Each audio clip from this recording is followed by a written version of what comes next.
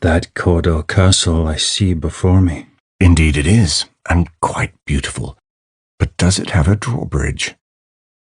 Drawbridges always make me think of films like Robin Hood, multiple versions, Warlord, a great Charlton Heston flick if you've not seen it, and Ironclad, very good too.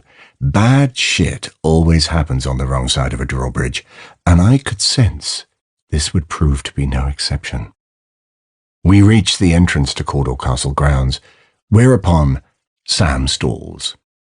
When the stone gate was built in the 15th century, I don't think the Thane of Cawdor had accounted for a Fiat arse-piece passing through it.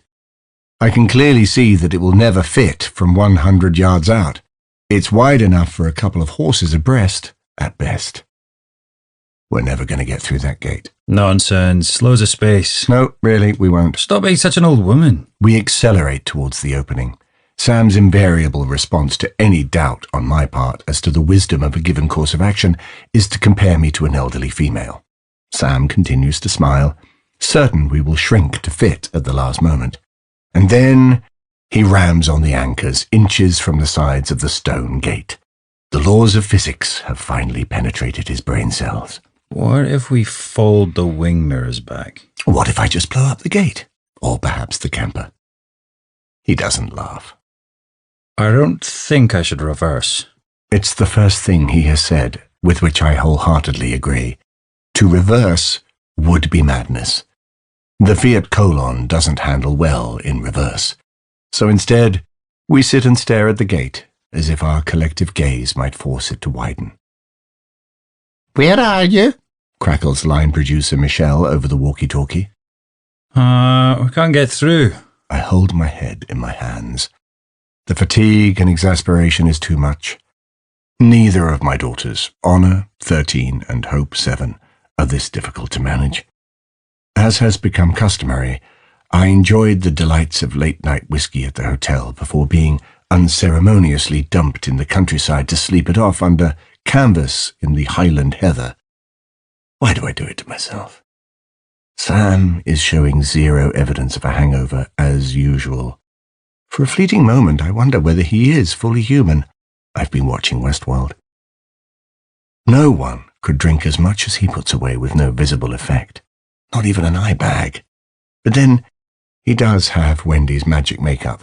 I suddenly notice a sign sticking out of the ground in front of us, right before our very eyes. Marathon, Cawdor Castle, September the 14th, 2019. What's the date, Sam? I'm wedged in the gateway and you want to know what day it is. I point at the sign as 3 men in vests and very short shorts wearing numbers literally squeeze past us in the gateway. But even untutored as I am in the world of running ridiculous distances, I am fully cognizant that marathon runners don't appreciate cretinous camper vans blocking their route. I imagine they are a few miles in, settling into their pace, not wanting to push too hard too soon, when, lo and behold, some pair of arses have parked their camper van at the only entrance point to the castle grounds. We go neither forward nor back, remaining in stasis, as Sam waves encouragingly to the runners, who wear expressions ranging from quiet disbelief to naked rage. And all their hard work is making me hungry.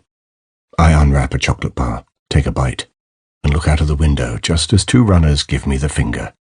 This is beyond excruciating, but I am too tired, hungover, and Heughaned out to care.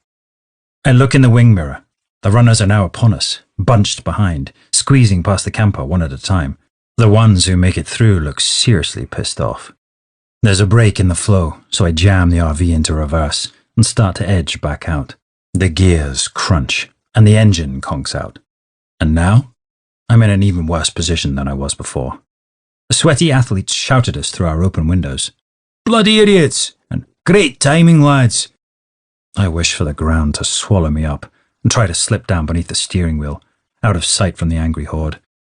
Yes, we are those guys, driving in an oversized camper van, disrupting everyone's day in the most ridiculous way possible. And to top it all, we're dressed head to toe in tweed. We are tweedy wankers, not the dashing and refined fellows we thought. I want to shout, "I'm one of you!" because running is a passion of mine.